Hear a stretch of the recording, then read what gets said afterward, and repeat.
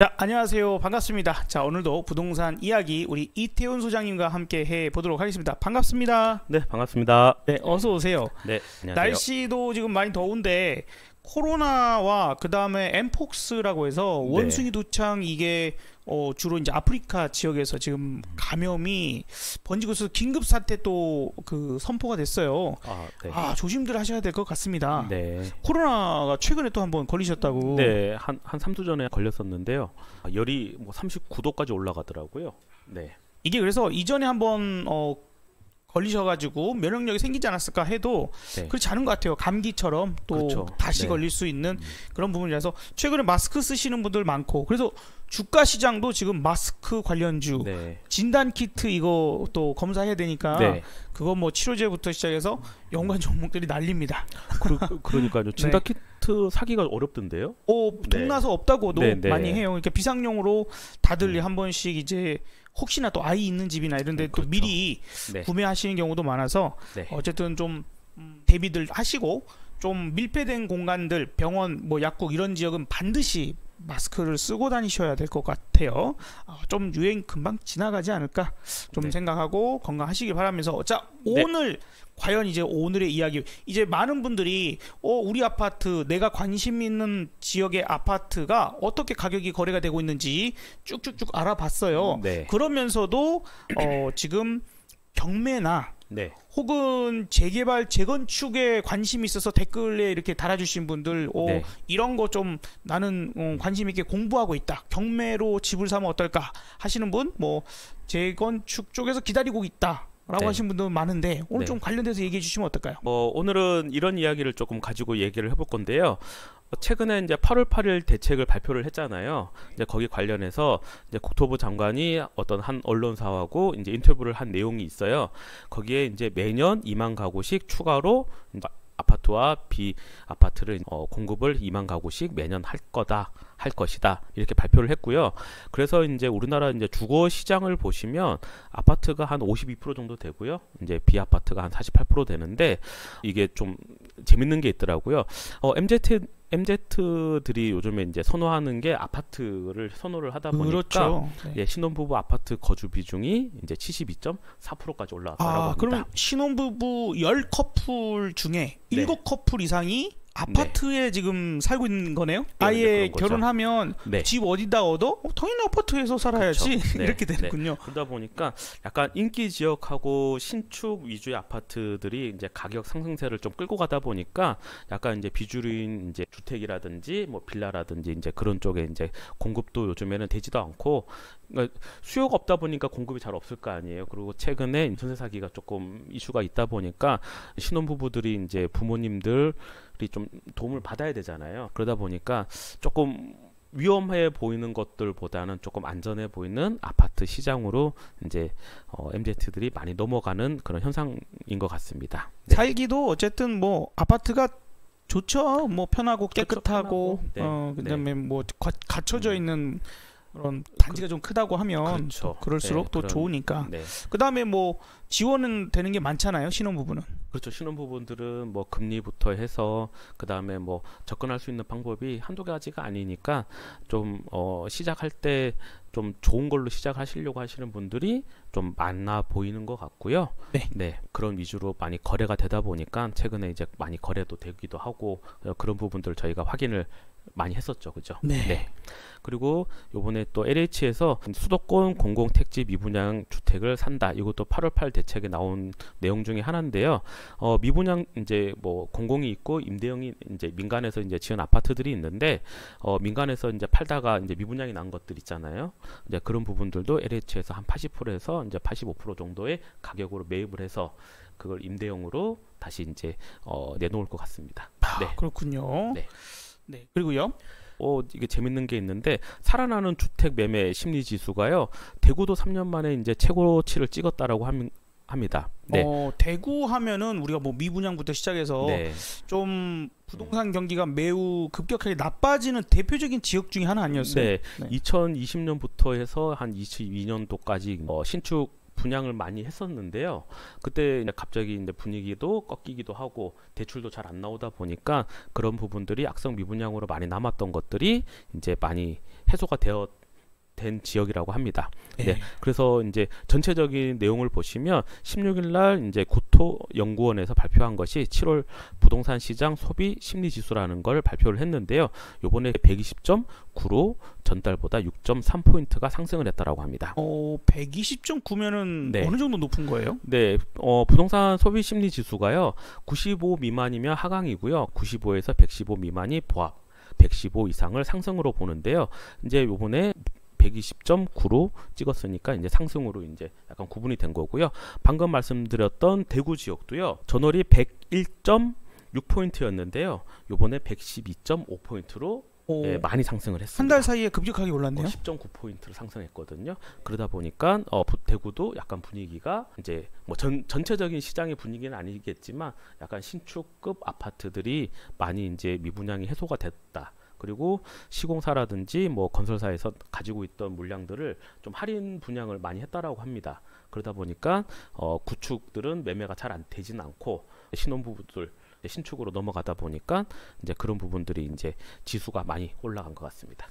요즘에 이제 그런 얘기들이 있어요. 네. 그러니까 코로나 시기에 보통 우리가 오프라인 무언가가 하는 그래서 네.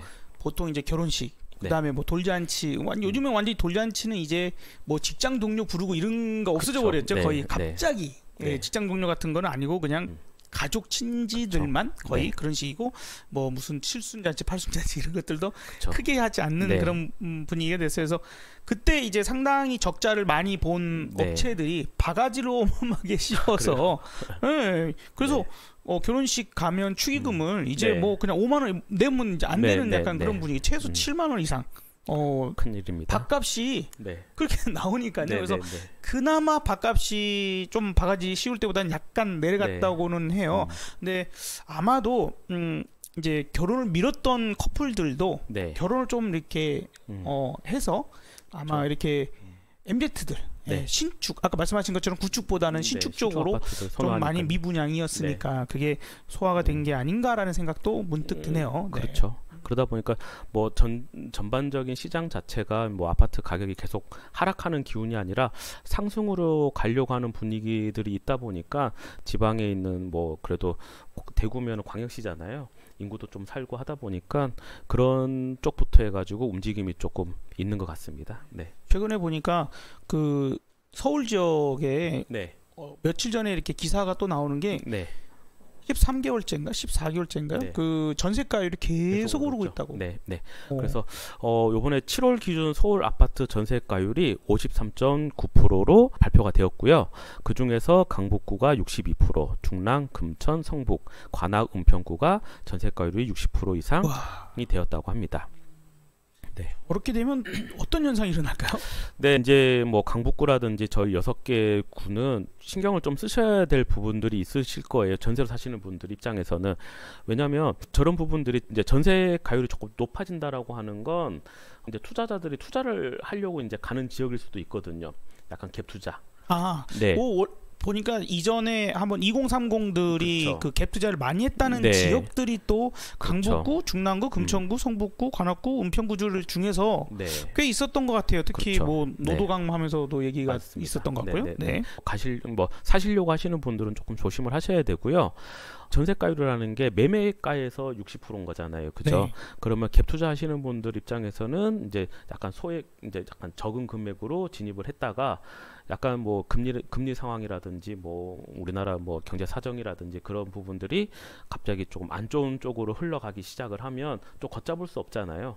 나는 내가 그러려고 한 건 아니지만 뭐 전세를 사시는 분들이 좀 피해를 또 보실 수 있는 그런 부분들이 있다 보니까 이제 조금 조심을 하시는 게 좀 좋은 지역이지 않을까라는 생각이 듭니다. 이전에도 갭 투자로 인해서 문제가 발생했던 것들이 지금 이제 전세가율이 저렇게 높아졌으니 내가 투자금을 어떻게 하면 좀 적게 해서 그쵸.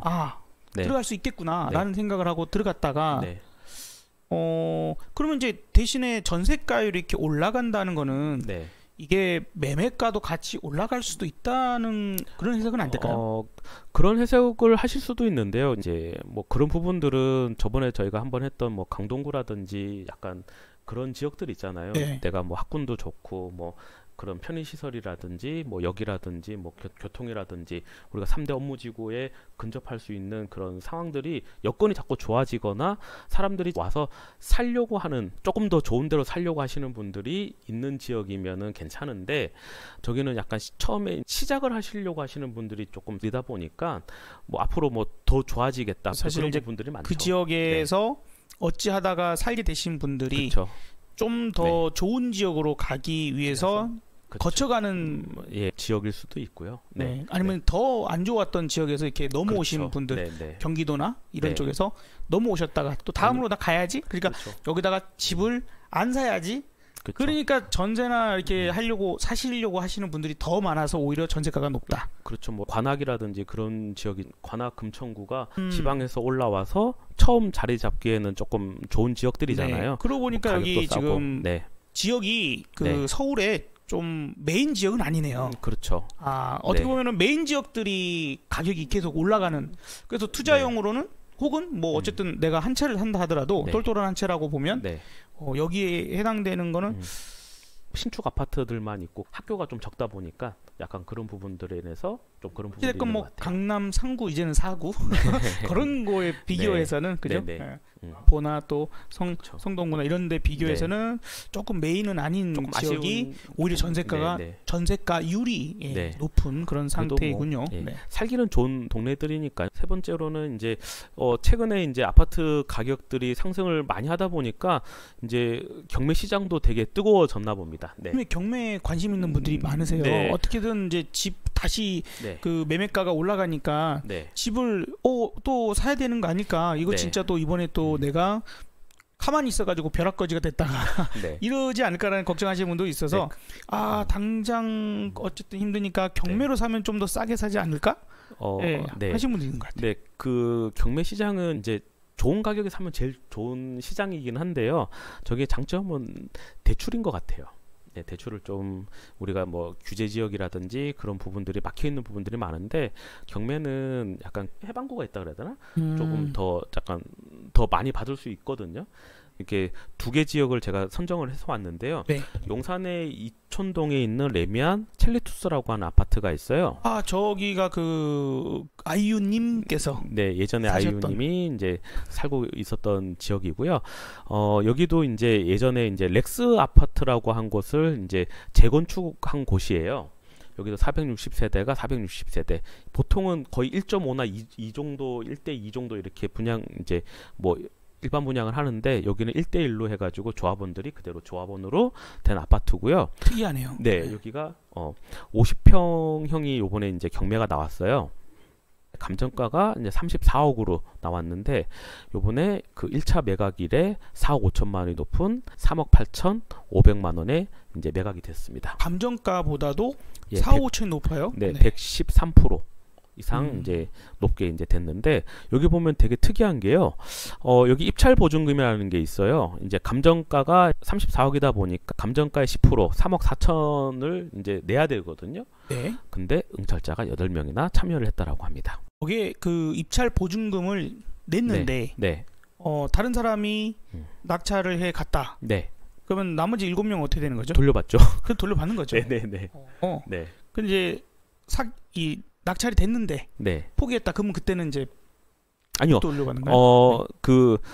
그러니까 1등으로 낙찰되시는 분이 포기를 하면 그거는 돌려받지 못하고요. 네. 예. 그다음에 차순위인 사람이 이제 두 번째로 이제 높게 쓰신 분한테 이제 그 간격이 있어요. 너무 낮게 쓰면 안 되지만 그래도 높게 쓰신 분한테 2순위인 분이 이제 낙찰 받는 그런 구조거든요. 그 대신에 포기를 이제 충분히 알아보셨을 거예요. 저기가 알아보니까 저기 9층이더라고요. 집주인이 살고 있는 상황이다 보니까 아마 그 이제 명도라든지 그런 부분은 그렇게 어려워 보이지는 않고요. 이제 두 번째도 이제 보면 저희가 한번 다뤘던 지역인데 마포구. 네. 우리가 마레프라고 하는 지역이 있잖아요. 45평형이 이번에 경매가 나왔더라고요. 네, 한번 유찰이 돼가지고요. 17억 6,800만 원까지 떨어졌는데 요번에 23억 2,400만 원에 낙찰을 해서 감정가보다 조금 더 높게 형성이 돼서 이제 매각이 됐고요. 여기도 보면 한번 유찰이 됐잖아요. 그러다 네. 보니까 가격이 17억까지 떨어지다 보니까 응찰자가 26명이 입찰 경쟁을 했는데 이 금액이면은 지금 호가랑 거의 비슷하게 지금 낙찰을 받았답니다. 그러니까 최근 거래 가격 네. 그죠? 네. 네, 시장에서 내놓은 가격이죠. 호가는. 네네네. 네, 이제 그 비슷하게 낙찰이 됐다라는 건 이제 그게 거의 바닥 가격이다 보니까 아파트 가격이 좀 오르겠죠. 확실히 그래서 네. 지금 우리가 지금 몇 달째 네. 부동산 여러 가지 것들을 이론부터 시작을 해서 네. 실거래 네. 가격들을 알아보고 있고 네. 심지어 지금 경매 시장까지 네. 신고가 거래가 나온 아파트 단지가 많아요 했는데요. 네. 경매조차도 지금 가격이 그렇죠. 높은 네. 수준이에요. 그래서 부동산 시장이 무슨 이유 때문에 안 돼, 무슨 이유 네. 때문에 못 올라가, 더 떨어질 거야, 다시 떨어질 거야, 이거 잠깐 반등이야, 뭐 이렇게 주장하셨던 분들이 상당히 많았었는데 네. 지금 이게 도대체 어떻게 된 걸까?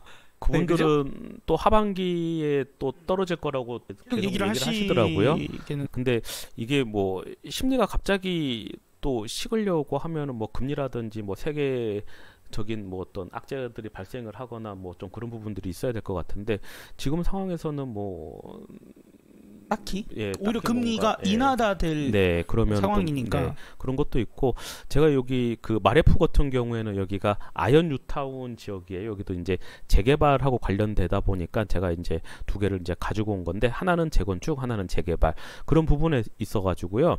이렇게 재건축, 재개발에 성공을 하면 아파트 가격이 진짜 말도 못하게 상승을 해요. 솔직히 저기 아까 제가 마레프라는 것도 85제곱미터가 일반 분양가가 아마 5억 선이었을 거거든요. 근데 지금 저번에 저희가 알아봤을 때 한 19억이 네. 호가였으니까 저기가 네. 근데 한 14억 정도 올랐으면 엄청나게 5억 선이었던 네, 분양가가 네 지금 19억 네, 정도니까. 19억 정도니까 네, 10년도 안 돼서. 그렇죠. 그러다 보니까 상당히 많이 오른 케이스죠. 네, 네. 이게 그래서 네. 지금 앞서 두 케이스가 재건축 그리고 재개발인데 솔직히 재건축 혹은 재개발을 기다리고 계시는 분들 네, 혹은 그걸로 진입을 하셔갖고 또 투자를 하시려고 하시는 분들이 또 은근히 많이 있으시거든요. 네, 예, 아마 뭐 우리 소장님은 너무 또 잘 아실 거고 저도 네. 지금 한 군데 기다리고 있는데 네. 도대체 언제 될지 네. 모르겠어요. 네, 그래서 네. 재건축 재개발이 음. 오히려 쉽진 않은 것 같거든요. 이 투자하는 게. 네. 근데 참 이게 되게 뭐 양날의 검일 수 있는데요. 이제 재건축 재개발이 이렇게 예전에는 그러니까 지금 뭐 8월 8 대책을 보시면 거기에서도 규제라든지 절차를 좀 간소화하겠다라고 하는 걸 발표를 했는데요. 왜냐하면 서울시 안에서는 저런 좀 낙후되어 있는 뭐 재개발 지역이 꽤 많이 있어요. 그리고 뭐 오래된 아파트들 뭐 40년, 50년 된 아파트들이 꽤 많은데 아까 전에 말씀드렸던 그 첼리투스 뒤에 보면 그 현대맨션이라고 하는 현대건설에서 최초로 지은 아파트거든요. 거기도 약간 타이밍을 놓치다 보니까 거기는 이제 리모델링 사업으로 이제 넘어가고 지금 이제 펜스 치고 이제 뼈대만 놔두고 이제 뭐 조금 한두 개 층 올리거나 아니면 넓게 만들거나 약간 그런 식으로 지금 리모델링이 들어갔는데 참 타이밍이 되게 중요한 거거든요. 그런 부분들이. 그래서 지금 아파트 그러니까 재건축 재개발이 사업에 성공을 하려면 그런 약간 분위기가 좀 다운이 됐을 때 이런 절차적인 서류 절차적인 것들이 다 마무리되고 그러니까 뭐 솔직히 철거까지 이건 들어가야 한 그래도 2년 3년이 또 짓는데 그렇게 시간이 걸리잖아요. 그런 부분이 약간 부동산 상승이랑 맞으면 좋겠지만 대부분들이 이게 너무 올라갈 때 이런 거 시작을 해서 이제 건물을 지을 때는 진짜 계속 아파트 가격이라든지 부동산 시장이 조금 다운됐을 때 마무리가 되는 경향들이 꽤 많거든요. 이게 주식 투자도 비슷해요. 네. 주가가 한참 바닥을 네. 찍고 막 언제 갈까 모를 때 그때 네. 사실 투자를 해야지 투자를 해야 바닥에서 되는데. 잡는 건데 네네. 주가가 한참 올라가고 에이 내려갈 거야. 더 올라가고 네. 에이 뭐 야 이거 너무 계속 미쳤네 미쳤네 하다가 네. 내 주변 사람들 네. 나보다 못생겼지, 나보다 돈도 별로 없지, 나보다 뭐 학교 성적도 안 좋았지, 네. 내지는 직장 동료 내지는 부하 직원이 네. 주식으로 돈 벌었어 네. 라고 하면 그때부터 관심을 갖고 그럼요. 투자하듯이 네. 아마도 그런 거 비슷할 것 같아요. 근데 이제 이쯤에서 네. 그러고 보니까 재건축하고 네. 재개발하고 약간 네. 구분이 안 되시는 분들도 계실 것 같은데. 아마 좀 많으실 수 있으실 거예요. 왜냐하면 비슷해 보이거든요. 새로 뭐 결과물은 아파트니까 네, 좀 비슷해 보이는데 재건축하고 재개발의 차이는요. 재건축은 아파트가 아파트로 바뀌는 거예요. 네. 그러다 보니까 주변의 기반 시설들이 양호해요. 이미 이제 아파트였던 상하수도라든지 뭐 그런 부분들이 도로라든지 그런 것들이 잘 갖춰져 있고요. 재개발 같은 경우에는 오래된 빌라 지역들이라든지 주택 단지들이고 막 그러다 보니까 좁은 골목길 그리고 그러니까 그 좁은 것뿐만 아니라 소방차도 하나 못 지나갈 수 있는 네네. 그런 도로를 가지고 있거나 아니면 도시가스가 안 들어오거나 뭐 그런 부분들이 또 워낙 기반 시설들이 좀 불량한 지역을 이제 재개발 지역으로 이렇게 선정을 해가지고 이제 구역 지정을 해가지고 이렇게 들어가는 거라 좀 차이는 조금 있어요. 그리고 아까 방금 말씀드렸듯이 주 대상 지역은 재건축은 아파트에서 아파트, 그 다음에 재개발 같은 경우는 주택, 뭐 빌라, 뭐 오피스텔도 있을 수 있고요. 뭐 상가주택이라든지 그런 것들이 밀집되어 있는 지역이 아파트로 바뀌는 그런 지역이고요.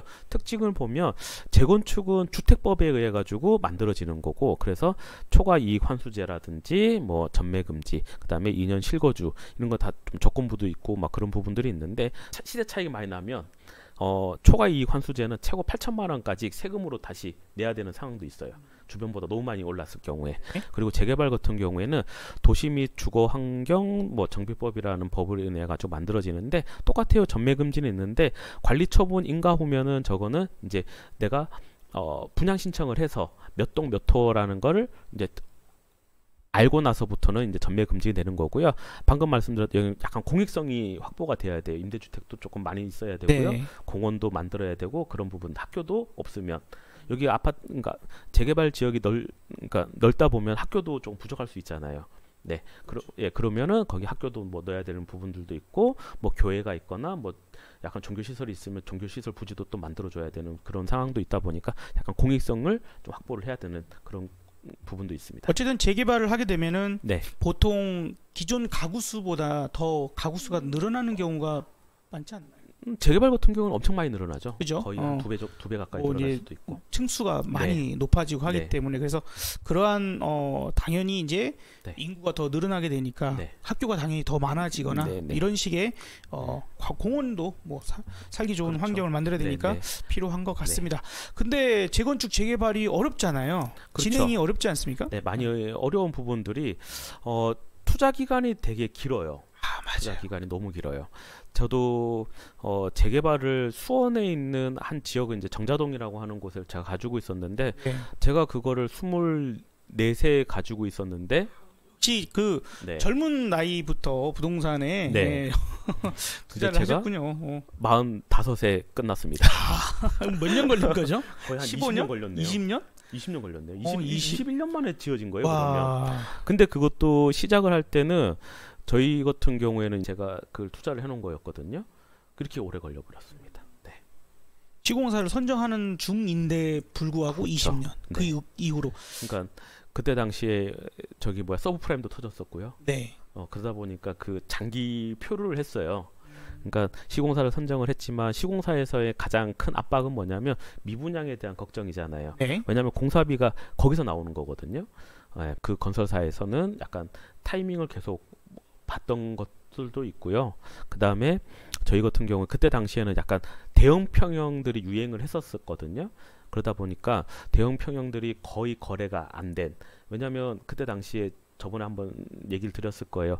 저기 은평구에 뉴타운에 큰 대형 평수들을 해놨더니 미분양이 났더라. 네. SH에서 한 건데도 불구하고 미분양이 나고, 그다음에 강남에서도 마찬가지 미분양이 나고 그런 분위기였기 때문에 그때는 50평형 위주로 많이 되어 있었거든요.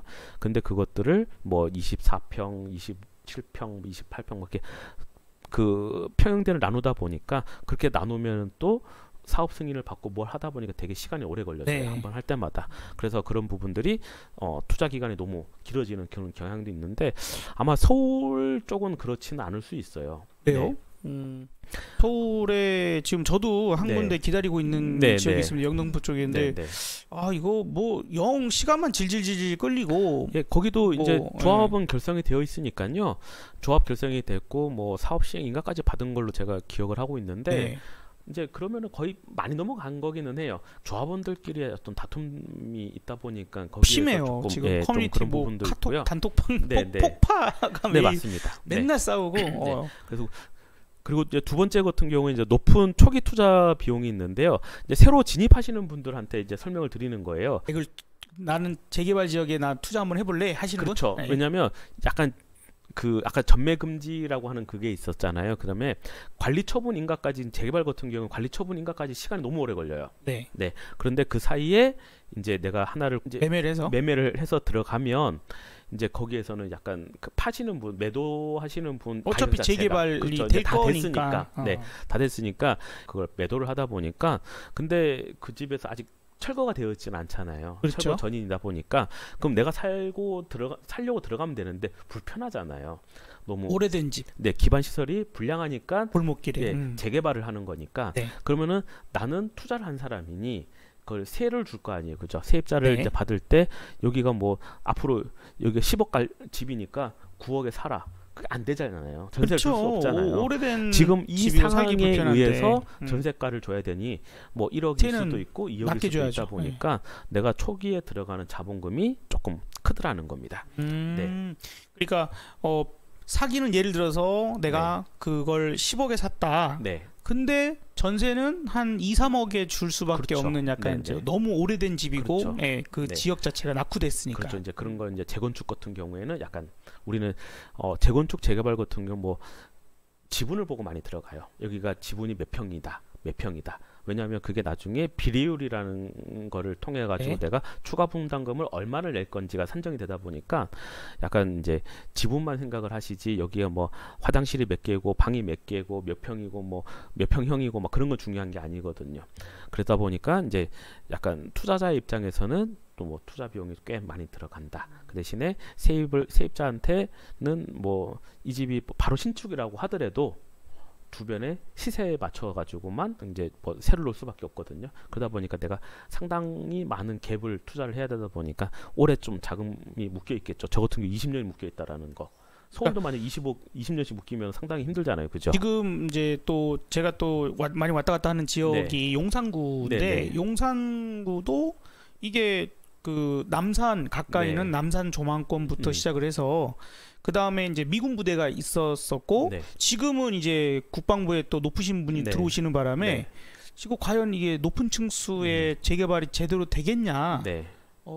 꽤 미뤄질 거다. 네. 이 높은 층수가 올라가면 또 저격의 위험.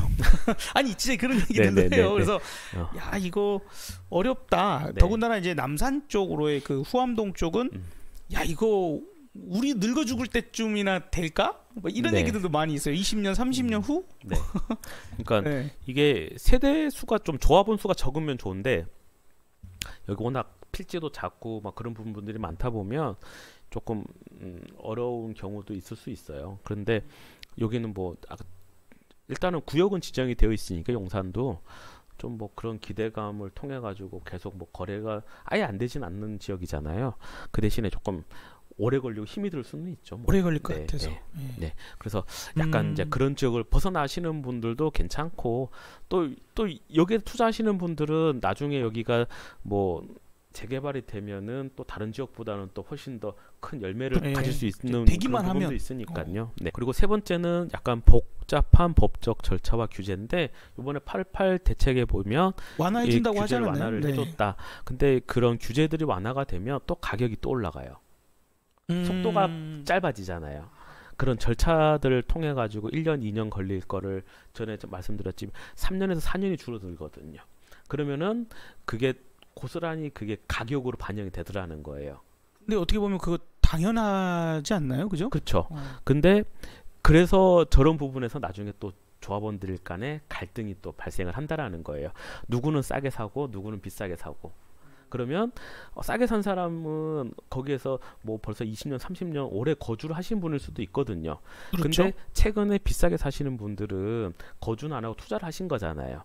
그런데 누구의 입김이 더 세겠어요? 오래 사신 분? 오래 사신 분도 있고 비싸게 사신 분. 나는 비싸게 샀잖아요. 네. 비싸게 샀으니까 이 사업이 어떻게 돼야 되겠어요? 빨리 갔으면 좋겠다. 그렇죠. 그리고 오래 사시는 분들은 애착이 있을 거 아니에요. 아, 고향처럼. 네, 고향처럼 음. 애착이 있다 보니까 여기는 더 완벽하게 음. 그런 것들을 원하시는 분도 많고, 이때까지 내가 약간 주변보다는 내가 좀 서럽게 살았을 거 아니에요. 그러다 보니까 그런 부분에서 보상 심리가 작동을 해서 다른 동네보다 더 신축이다 보니 더 어떤 혜택들을 누리려고 하고, 네네네. 네, 그런 부분들도 있거든요. 그래서 그렇죠. 항상 좀 갈등이 이런 데서 이제 좀 기간이 짧아지고 조금 늦게 투자하시는 분하고 오래 사신 분들, 나이가 있고 뭐 세대 간의 그런 분들, 항상 그런 다툼들이 많이 발생이 네, 이게 되는. 뭐 요구하시는 게 네. 누구는 이제 50층 이상 가야 된다, 70층 가야 된다. 네, 그리고 네, 어떤 사람들은 49층 이하로 해야 된다. 막 네. 그거하고 싸우고, 또 어떤 사람은 이제 이거 지하를 깊게 파가지고 네. 저기 전철역까지 연결을 해야 된다, 통로를. 네, 맞습니다. 그 비용이 어마어마해요. 어마어마할 텐데. 지하를 파는 건 높이 네. 올리는 것보다 더 이제 어느 정도 올리는 가격보다는 거의 코스트가 2배 이상 들어가고, 그러니까 그냥 네. 그 완성된 그림만 생각하지. 네. 그게 너무 조감도만 네. 생각을 너무 많이 그쵸, 하시죠. 이제 네. 그냥 그림만 대충 네, 그리면 네. 될 줄 알고. 그리고 이렇게 서울에 보면 대부분 평지 정도는 잘 없어요. 다 단차들이 있고, 예전에 뭐 산이 있는 상태에서 집들이 밀고 들어오다 보니까 그쵸. 그런 부분들이 많아가지고 약간 언덕을 위주로 많이 되다 보니까, 근데 그런 것들도 다 평평하게 할 수는 없잖아요. 주변은 다 높게 이렇게 뭐 옹벽도 있고 다 그런 부분인데 나만 평지를 만들겠어, 그런 건 안 되다 보니까 뭐 그런 거에 대한 부작용도 있고 막 그런 거를 가지고 얘기하시는 분들 많은데 진짜 너무 복잡하고 어렵습니다. 그런 걸 다 맞추기가. 그렇군요. 시장 상황에 대한 변동성도 네, 상당히 시장 크잖아요. 그죠? 변동성도 상당히 크죠. 뭐 금리부터 해서, 그러니까 여기도 이제 조합이 결성을 해서 시공사 선정을 하고 이제 그런 이제 건축비라든지 그런 것들을 PF를 많이 일으킬 거 아니에요. 그러면은 금리가 낮으면 좋겠지만 금리가 높아지면 조합원들이 그걸 다 부담을 해야 되는 상황이다 보니 뭐 그런 것들도 있고, 또 아까 말씀드렸듯이 시장 상황이 좋아가지고 미분양이 안 나면 제일 좋은데 어떻게 하다 보니까 미분양이 날 수도 있고, 전반적인 분위기 자체는 그렇다라는 거예요. 그러다 보니까 어떤 시장의 경기가 좋고 안 좋고에 따라 가지고 일반 분양가라든지 그런 게 책정이 될 때도 약간 고민들이 많을 거 아니에요. 조합원들은 당연히 고분양가가 되어야지 내가 내는 금액이 다운이 되다 보니까 약간 높게 되는 것을 기대하시는 분들이 많고, 또 최근에 또 공사비도 또 너무 많이 들어가죠. 네. 그렇죠? 자재비라든지 인건비라든지 그런 부분들도 상당히 또 분담금이 또 네, 크게 커질 수 있는 네, 상황이라. 그런 것도 있고요. 요즘에 재건축 같은 경우에는 평당 한 1,300만 원 선이 업앤다운이고요. 그다음에 재개발 같은 경우에는 최근에 뭐 750만 원에서 800만 원 뭐 조합에서 제시를 하면 시공사들이 입찰을 안 해요. 그거 가지고는 시공사에서 손해 볼 수 있는 그런 코스트다 보니까, 그래서 요번에 뭐 은평 대조 1구역 현대 이스테이트, 현대에서 짓는 아파트가 있는데 거기 좀 공사 중단되고 네? 서울시에서 또 협의 들어가고요. 장이동 내년 5월인가 입주인데 지금 건설사에서 뭐 한 500억 정도 더 추가로 올려달라. 지금 조합에서는 안 된다. 뭐 그런 부분에서 계속 싸우고 있다 보니까 이제 그런 부분에서 불편한 상황들이 있고요. 마지막으로 이제 주민들 간의 입장 차이가 있는데요. 전체적인 것들을 이걸 못 이기는 것 같아요. 왜냐하면 이 땅을 가지고 있는 분들이 조합원들이잖아요. 서울시에서 밀어붙이든 구청에서 밀어붙인다라고 해가지고 되는 건 아니에요. 그 땅을 그러면 전체를 수용을 해야 되는데 수용할 수 있는 단계는 아니잖아요. 그죠? 네? 그러다 보니까 조합원들이 화합을 잘 해서 어떤 하나를 결과물을 만들어야 되는데, 아까 전반적인 것들 다 세대 간의 갈등도 있고요. 그 다음에 언제 진입을 하셨느냐에 따라 가지고도 다르기도 하고요. 또 뭐 너무 복잡한 것들이 너무 맞물려 있다 보고요. 그 다음에 또 조합이 결성이 되고 하면 조합장이 선출됐을 거 아니에요. 네. 정치적인 문제도 있는 거예요. 네. 자기네들끼리. 네. 그러면 조합장이 선출이 되면 그걸 반대하는 세력이 나오고요. 그 또 반대하는 세력이 조합장이 되면 또 반대하는 세력이 또 나오고요. 그래서 어떤 뭐 아파트 같은 경우에도 뭐 조합장만 뭐 8명, 9번 바뀌기도 하고 막 그런 부분들이 되게 있어요. 그러다 보면 가다가 사업이 왜냐하면 자기네들이 자꾸 원하는 것들이 다를 거 아니에요.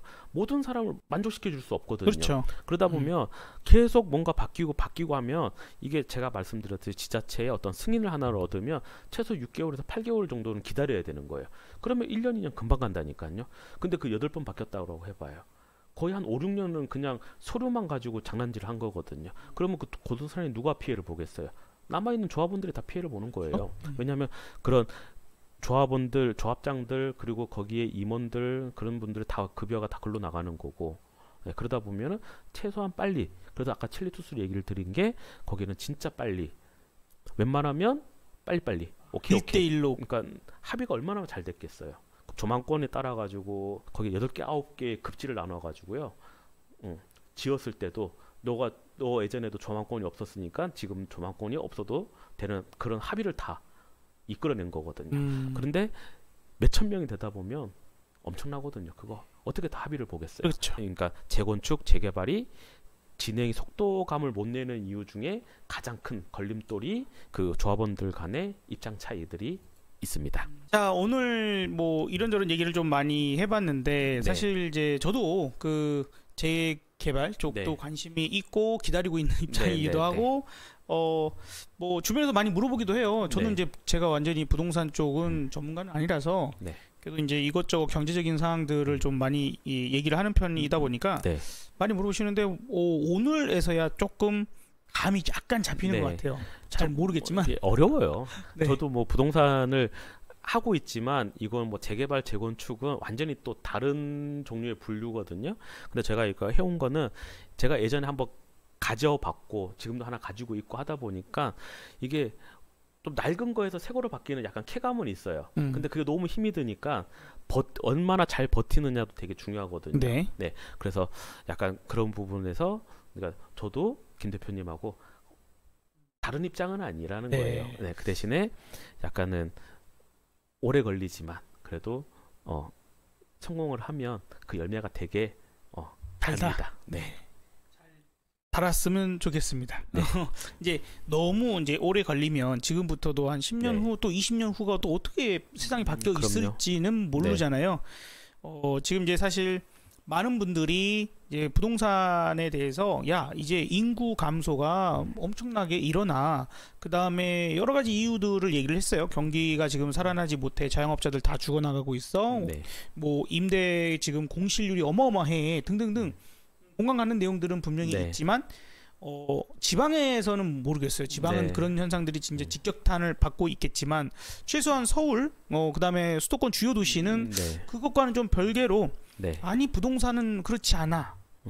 그런 게 현상적으로 나와서 지금 신고가 거래가 되고 있는 아파트 단지들 그 다음에 심지어는 지금 경매도 지금 매우 높은 가격에 낙찰이 되고 있죠. 되고 있는 그런 부분들이라서 지금 이게 과연 나중에 정말 너무 기다림기에 기다림 혹은 무슨 이유가 정말 최소한 서울의 그 핵심 지역만큼은 다 비껴가는 것 같다. 그래서 그런 생각이 들어요. 뭐 강남 불패 얘기를 하시는 분들 꽤 있으신데 이게 그래도 사람이 내가 살고 있는 지역에 내가 뭐 하나 정도 갖고 있으면 안정감이 생길 수도 있고 그리고 자녀들을 키우기엔 또 뭐 몇 년마다 이사를 가고 그런 것도 약간 불편할 수도 있잖아요. 학군 문제만 없으면 친구들 다 여기서 있는데 또 혼자서 다른 데 가면 또 새로 사귀고 하기가 요즘에는 약간 애기들이 예전에 저희처럼 막 금방금방 또 친해지는 것도 아닐 수도 있고요. 그러다 보니까 좀 뭐 한 곳에 잘 정착을 오래 있을 수 있는 이런 부분들이 나 옛날에 살 걸 그래서 살 수 있었는데 약간 후회하시는 분들도 꽤 많으시니까 그래도 뭐 살 정도 어느 정도 능력이 되시고 하시는 분들은 한번 뭐 접근해 볼 수도 있는데 최근에는 이렇게 또 너무 많이 신고가 형성하고 하다 보면은 좀 그래도 좀 한 템포 기다리실 수 있는 분들은 또 기다렸다가 또 타이밍에 또 나올 수 있거든요. 막 쫓아가시지는 마시고요. 지금 이제 신고가 거래가 되는 그런 지역들이 이제 늘어나니까 또 마음이 동할 수 있는데 또 이럴 때는 오히려 되려 다운시키는 거죠. 그 전에 저희가 꿈틀댈 때는 지금 이제 실거주를 원하시는 분들은 네. 좀 알아보시는 게 좋겠다라는 그렇죠. 얘기를 들었는데 네. 진짜 그 사이에 많이 올라왔어요. 그렇죠. 지금은 다시 냉정한 생각을 머리로 한번 해보시면 되죠. 내가 진짜 네. 이 가격에 이 아파트를 살려고 하는 게 맞는 거냐. 그렇죠. 그다음에 이 자금 계획이 네. 필요하죠. 진짜 중요합니다. 네, 그래서 네. 금리가 진짜 낮아질 거야. 금리가 낮아지긴 할 테지만 과연 내가 감당 가능한 수준이고 그렇죠. 금리가 어떤 수준까지 떨어질지는 또 네. 다 알 수 없는 그렇죠. 그런 상황들이 있을 수 있으니까 무리하지 않은 선에서 네. 조금 신중할 필요는 있는 시기까지 또 다시 온 것 같아요. 약간은 그렇죠. 지금은 약간 또 부담스럽죠. 과열이라고 네. 얘기하기가 맞는지 모르겠지만 네. 살짝 분위기가 과열 분위기도 조금은 있는 것 같다라는 생각도 네. 듭니다. 자, 오늘 이야기 또 길게 얘기를 나누게 됐어요. 네. 얘기하다 보니까 할 그렇죠. 얘기가 많네요. 이게 부동산이라는 거 뭐 세상에 답이 어디 있겠어요. 그렇죠? 그리고 내가 솔직히 저만 해도 저희 집 있고 뭐 그러다 보면은 이게 약간은 나 몰라라 할 수도 있어요. 그 대신에 저도 요즘에는 타이밍을 한번 보고는 있어요. 좀 좋은 데로 한번 갈아타고 싶다라는 생각을 가지고 있다 보니 부동산에 좀 더 관심을 갖고 좀 내가 가지고 싶은 쪽은 좀 더 쳐다보고 있고 그런 부분들이 있기 때문에 여러분들도 다 저랑 비슷하다고 생각을 하거든요. 그래서 조금 더 신경이 쓰이고 같이 또 찾아갈 수 있는 그런 부분들이 있으면 같이 좀 누렸으면 좋겠습니다. 네. 네. 자, 어쨌든 오늘 긴 시간 동안 여러분들 얘기 들어주셔서 감사하고 좀 더 듣고 싶은 이야기들 있으시면 또 댓글 뭐 많이 달아주시면 또 우리 준비해서 여러분들께 알려드릴 수 있도록 하겠습니다. 한편으로는 그냥 너무 막 전문적인 정보뿐만 아니라 그냥 우리가 부동산 하면서 또 이야기 나오는 것들 살아가는 얘기들도 함께 담을 수 있으면 좋겠다는 생각도 듭니다. 자, 오늘 긴 시간 동안 수고 많으셨습니다. 네. 감사합니다. 네, 감사합니다. 우리 다음 시간에 뵙도록 하겠습니다. 감사합니다.